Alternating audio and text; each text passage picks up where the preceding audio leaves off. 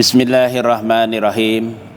Assalamualaikum warahmatullahi wabarakatuh.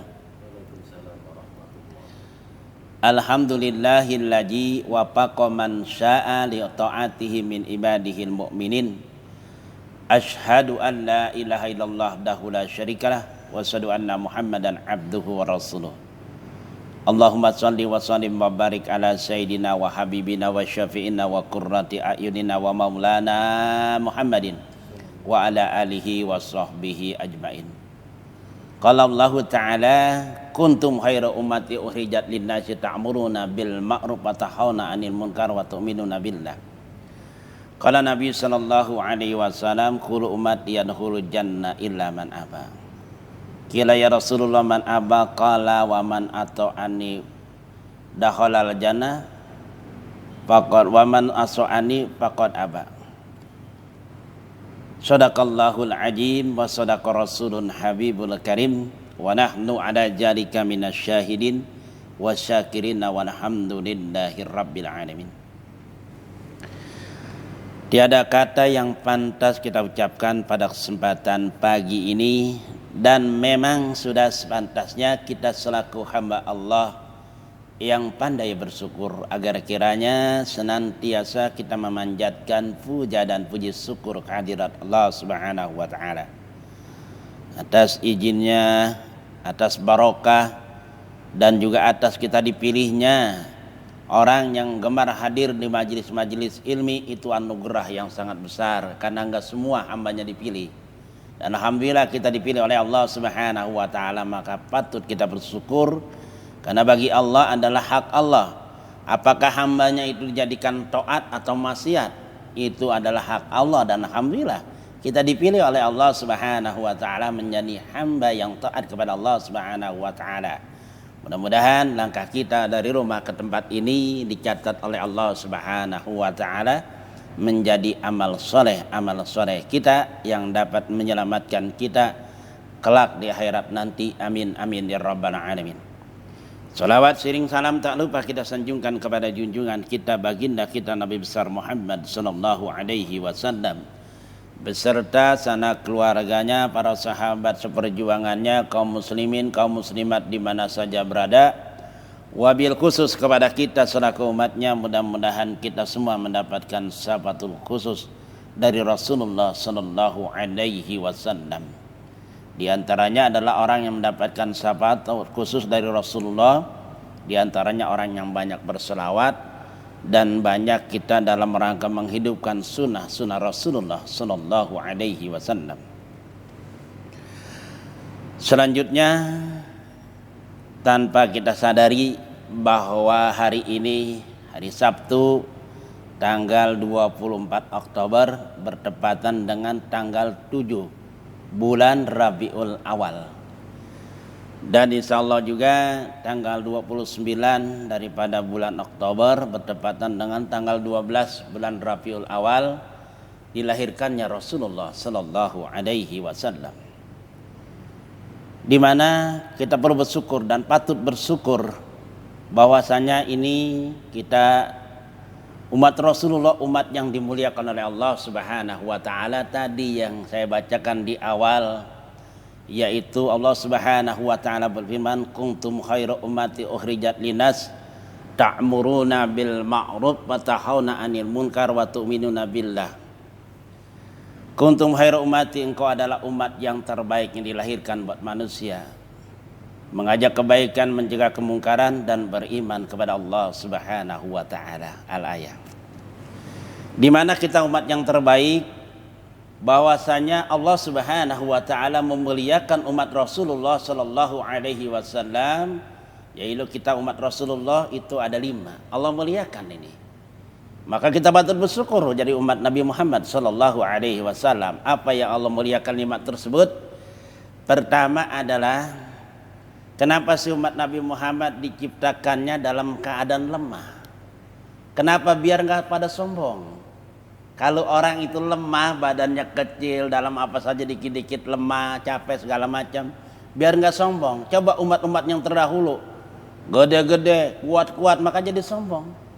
Iya, kita dikit-dikit sakit, dikit-dikit ini, dikit-dikit lemah segala macam, biar nggak pada sombong. Coba Fir'aun 300 tahun nggak pernah sakit, jangankan sakit pilek aja nggak dalam riwayat, maka dia sombong Fir'aun. Nah, maka kita diciptakan nama Allah itu umat Nabi Muhammad dalam keadaan lemah, biar apa? Biar itu nggak sombong katanya. Tujuannya ke situ.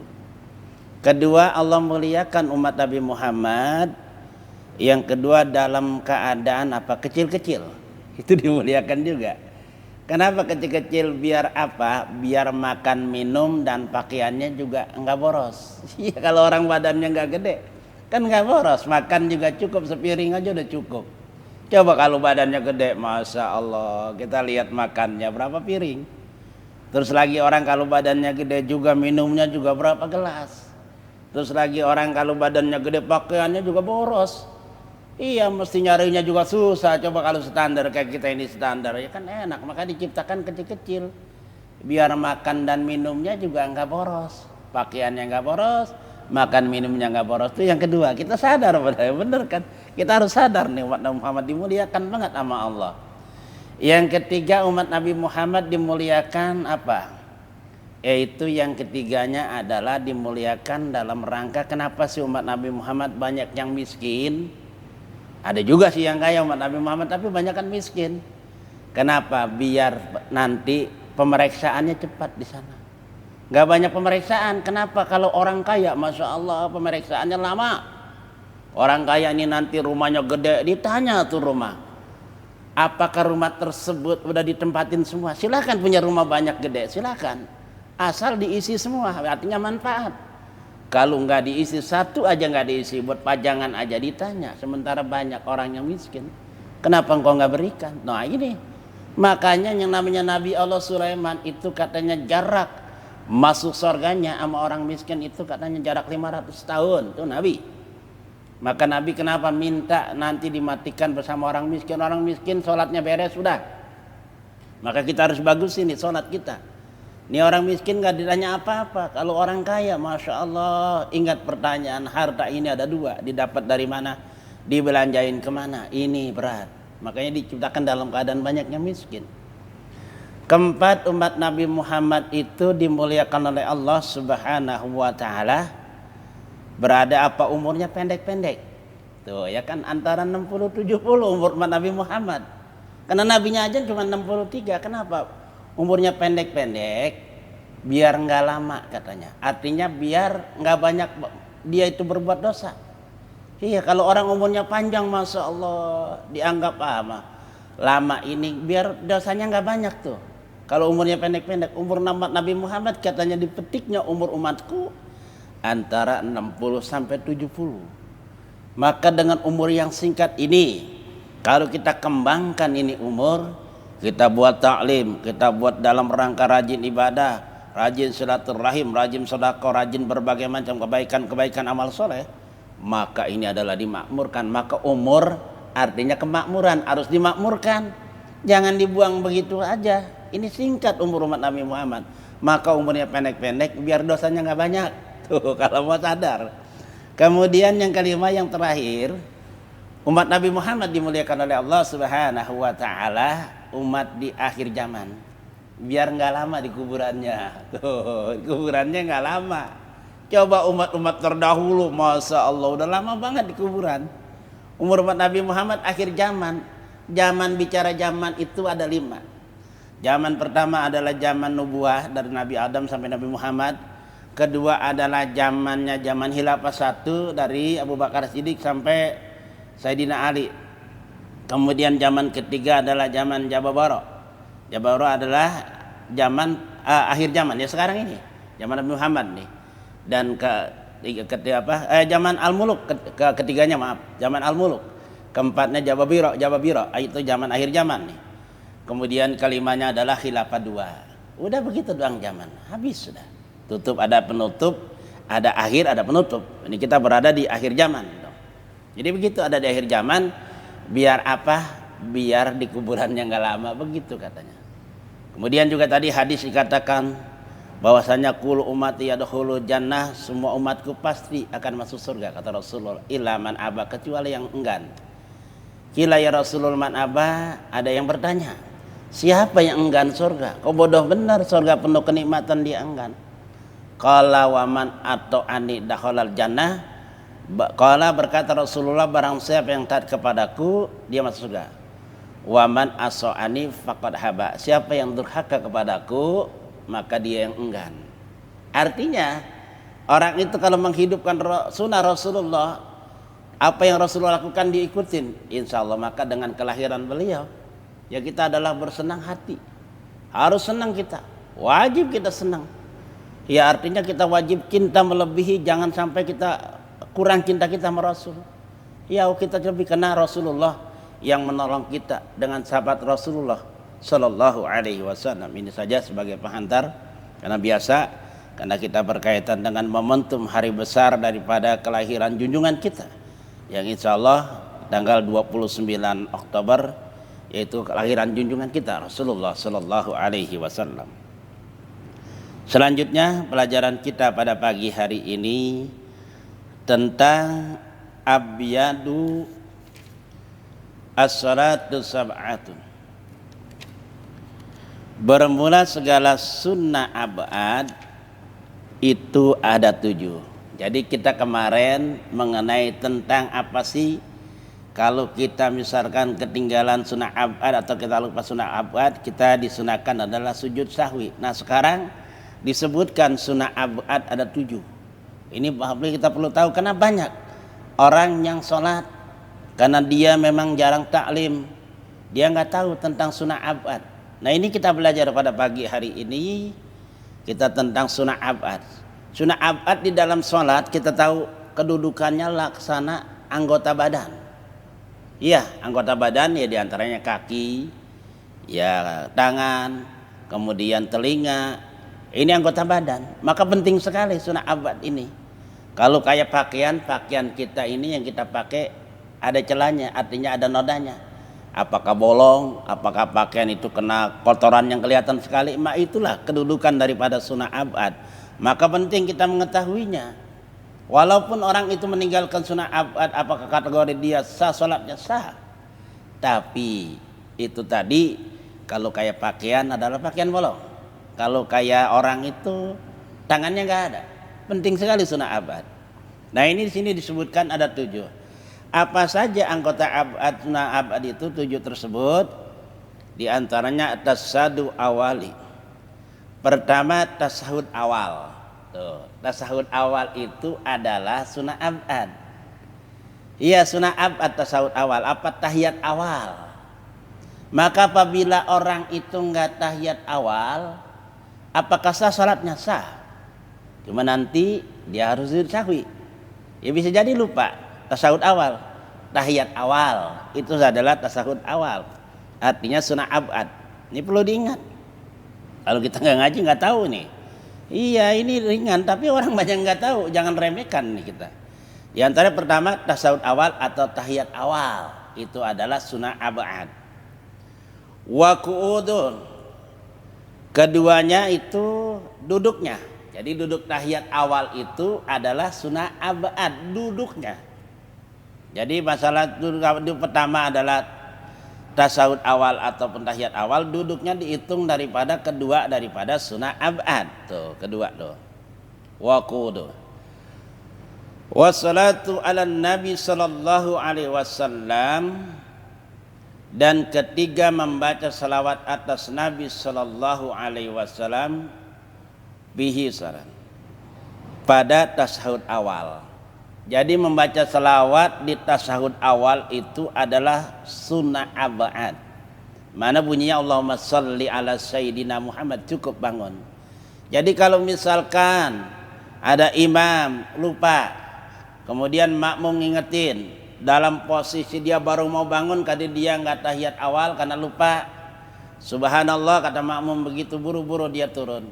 Tapi kalau udah posisi tegak berdiri, udah posisi tangannya juga udah berdiri seperti ini, kemudian makmum mengingatkan subhanallah, maka dia turun, batal sholatnya. Karena tadi kedudukan daripada tahiyat awal adalah sunnah abad. Maka apabila dia udah berdiri, udah baca, udah wajib. maka kategori dia batal sholatnya. Maka kalau mengingatkan baru mau bangun atau posisi belum tegak benar berdirinya, ingatkan tuh kalau memang dia lupa di tasawuf awal, karena tasawuf awal itu kedudukannya adalah sunnah abad. Salam tuh, itu adalah di tasawuf awal. Yang ketiga, wassalawatu ala awali fit tasawuf akhir, dan keempat membaca salawat atas keluarganya di tasawuf akhir. Di tasawuf akhir maka di situ kita membaca salawat kepada Nabi Muhammad dan kepada keluarganya. Allahumma sholli ala sayyidina Muhammad wa ala ali sayyidina Muhammad. Itu nama keluarganya. Segitu nama keluarganya tuh. Itu di tasawuf akhir bacaannya tuh. Itu adalah yang keempat. Wa kunutu wa qiyamuhu, dan kelima membaca kunut tuh. Kelima membaca kunut. Jadi kalau orang misalkan kelupaan baca kunut, maka sujud sahwi, karena kunut ini kedudukannya adalah kedudukan sunnah abad. Artinya orang yang membaca kunut, maka dia itu tetap apakah sah salatnya? Sah. Tapi itu tadi, artinya kalau kayak kedudukan anggota badan ada yang kurang, cacat salatnya, karena memang tadi dia tidak kunut dalam fikih sini. Itu yang kelimanya adalah kunut. Wa qiyamuhu wa salatuhu sanam, dan keenam berdiri ketika kunut. Oh, jadi berdirinya dihitung daripada hitungan sunnah abad. Yang keenam berdirinya kunut tuh, kemudian salawat di kunutnya juga tuh dihitung dua tuh di dalam kunut. Jadi kunutnya itu adalah yang kelima, dan berdiri kunutnya itu adalah sunnah abad yang keenam. Artinya daripada urutan sunnah abad yang keenam tuh berdirinya kunut. Wassalatu wassalamu ala nabi sallallahu alaihi wasallam wa alihi wa sahbihi fihi tuh. Dan ketujuh yang terakhir membaca salawat dan membaca taslim atas Nabi sallallahu alaihi wasallam dan keluarganya dan sahabatnya di dalam kunut. Jadi bagaimana bunyinya? Allahumma sholli wa salim tuh. Sholli salawat, wa salim adalah taslim. Buat keluarganya wa ala alihi wa sahbihi tuh. Wa sahbihi buat keluarga, buat ini sahabatnya juga. Wa ala sahbihi loh. Ya, wa ala alihi wa sahbihi di dalam ala sahbihi keluarganya dan sahabatnya di dalam kunut tuh. Jadi kalau orang misalkan dia baca kunut enggak ikut daripada keluarga mah biasa ya, ini kebanyakan sahabatnya enggak dibawa, maka sujud sahwi tuh. Apakah lupa atau dia bagaimana gitu loh, maka sujud sahwi. Misalkan wa sallallahu ala sayyidina Muhammadin wa ala alihi wa salim aja coba begitu, kemudian dia langsung aja turun gitu loh. Nah itu dia harus sujud sahwi. Kenapa? Enggak ada sahabatnya doang, cuma sama keluarga doang. Iya, tapi harus dibaca sama sahabat di kunut. Kalau yang bukan kunut sih cukup dengan keluarganya aja di tahiyat akhir tuh. Jadi harus dipahamin, kalau yang di kunutnya sama sahabatnya juga. Wa sallallahu ala sayyidina Muhammadin wa ala alihi wa sahbihi wa baraka wa sallam, begitu bacaannya.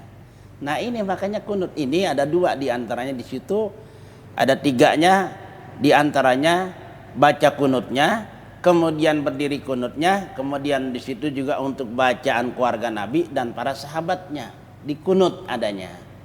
Maka kita harus ingat-ingat. Maka orang Islam yang dikatakan adalah dia itu di dalam rangka mendirikan sholat, artinya bukan ngerjain sholat, maka harus tahu hukum-hukum sholat. Khususnya nih seorang yang memimpin dalam hal dia jadi imam, maka pantas saya berulang dikatakan bahwasanya Nabi katakan orang itu bertanya tentang amalan apa yang dapat menghantarkan aku masuk dalam surga, jadilah engkau muadzin katanya. Kemudian orang itu berkata, kalau saya tidak mampu bagaimana? Jadilah engkau katanya jadilah engkau imam. Artinya jadilah engkau imam ini imam yang paham gitu loh. Khususnya paham dalam ilmu fikihnya. Karena itu tadi, andai kita meremehkan daripada sunnah abad, sementara sunnah abad kedudukannya sangat tinggi. Ya, sangat tinggi apa? Karena memang dikatakan orang Walaupun orang itu kategori tangannya nggak ada, betul disebut orang, tapi orang cacat kan tinggi banget. Kalau sunnah hayat sih ya artinya memang kita harus namanya dikatakan sempurna, sunnahnya ke bawah semua. Cuma kedudukan sunnah hayat orang itu nggak dikatakan cacat. Sampai sunnah hayat itu dikatakan cuma orang nggak kumisan aja kok begitu. Ya artinya nggak, bukan artinya di situ kedudukannya orang nggak kumisan orang cacat, enggak. Apa orang nggak jenggotan, apa orang cacat? Ya enggak juga. Artinya ya nggak penting banget. Tapi walaupun nggak penting, bagaimana biar sholat kita punya nilai kesempurnaan? Maka dikatakan sempurna itu adalah sunnah-sunnahnya di bawah. Itu seperti bacaan sunnah hayat tuh, baca doa ya yang namanya iftitah itu sunnah hayat, amin sunnah hayat, baca surah sunnah hayat. Nanti di sini ada dijelaskan. Inilah ulama kita. Bagus sekali ini. Tentang pelajaran sholat khususnya. Kalau orang misalkan di 7 tadi tuh ada yang terlupa, dia nggak bawa di dalam sholat, maka dia disunahkan sujud sahwi. Ya biar kita mengetahui sebab-sebab sujud sahwi apa aja, dan sunnah abad apa saja. Sunnah abad itu ada 7. Iya gampang diingat, sunnah abad ada 7. Iya sunnah abad ada 7, bisa diulang-ulang. Jadi antaranya tasyahud tuh, ini sunnah abad. Kemudian duduknya yang kedua. Yang ketiga adalah selawat atas Nabi, yaitu pada tahiyat awal. Dan juga keempat membaca selawat atas keluarganya di tasyahud akhir. Dan kelimanya kunut. Dan keenamnya adalah berdirinya ketika kunut. Dan ketujuh membaca taslim, selawat dan taslim atas Nabi. Dan juga kepada keluarga dan sahabatnya di kunut. Jadi 7 tuh. Iya 7 sunnah abad. Ya pokoknya kita jangan remehkan soal ini loh. Banyak orang yang udah bertahun-tahun sholat, ditanya ini masih banyak yang bingung gitu. Nah ya ilmu jangan diremehkan. Kita memang belajarannya ya sederhana saja, tapi sederhana pun banyak orang yang belum mengetahuinya. Maka jangan remehkan yang namanya taklim, dimanapun kita ada taklim. Ya, karena pembahasannya ya sampai di sini saja, nggak banyak ini ya. Jadi nanti kita sudah tahu mengetahui kedudukan sunnah abad. Dan kita harus mengetahui juga bagaimana sudah kita terangkan tentang daripada praktek daripada sujud sahwi. Kalau mau sujud sahwi sekali lagi usahakan duduknya itu adalah duduk ikhtiras, duduk sebagaimana tahiyat awal. Tuh, setelah kita musalam maka duduknya tawarruk. Ya, tahiyat daripada kayak tahiyat awal itu bacaan yang hampir selesai daripada bacaan tahiyat. Kita sujud sahwi 2 kali sujud. Kemudian yang ininya kita duduk tawaruk, duduk mau salam. Begitu saja kalau syaratnya namanya sujud sahwi. Dan sekali lagi sujud sahwi ini adalah apabila di 7 ini sunnah abad ini kita terlupa atau memang ya kita terlupa lah, khususnya lupa, maka disunahkan sujud sahwi. Apa kedudukan sujud sahwi? Sebagaimana kalau celana kita bolong ditambal. Apa kedudukan sujud sahwi? Sebagaimana kalau kita misalkan punya tangan yang nggak ada, maka dibelikan tangan palsu. Begitu aja kedudukannya. Jadi penting sekali. Karena itu tadi orang dibilang orang walaupun tangannya nggak ada. Artinya sholat dibilang sholat walaupun sunnah abad ditinggalin, tapi itu tadi laksana orang yang nggak ada tangan atau nggak ada kaki, laksana pakaian yang kena noda atau pakaian yang bolong. Ini saja sedikit pelajaran tapi banyak manfaatnya, karena diantara umat Islam khususnya, orang Islam khususnya yang pada ibadah masih banyak yang belum tahu berapa sih sujud sunnah abad, apa sih yang kita harus sujud sahwi, ini banyak belum tahu. Nah dengan adanya kita belajar pada pagi ini, mudah-mudahan ada manfaatnya buat kita yang hadir dan juga umumnya buat saudara-saudara kita sesama muslim. Demikian, mudah-mudahan sekali lagi Allah berikan kita kekuatan untuk dapat mengamalkan ilmu yang kita dengar pada pagi ini, dan Allah berikan juga kita kekuatan agar kitanya dapat memahami juga. Dan kemudian dapat memahami juga, dapat kita praktekkan, dapat kita ajarkan kepada keluarga kita, kepada tetangga kita, kepada teman-teman kita. Dengan demikian insya Allah kalau ilmu kita sampaikan, kebaikan yang kita sampaikan semakin banyak kita sampaikan kepada saudara-saudara kita, keluarga kita, maka itu ganjaran pahala yang sangat besar. Yang ganjaran pahala tersebut itu sampai nanti di alam barzakh. Karena orang meninggal itu bahwasanya di bawah 3, yaitu pertama adalah sedekah jariyahnya, ilmu yang manfaat yang dia pernah ajarkan, dan anak yang soleh yang senantiasa mendoakan kedua orang tuanya.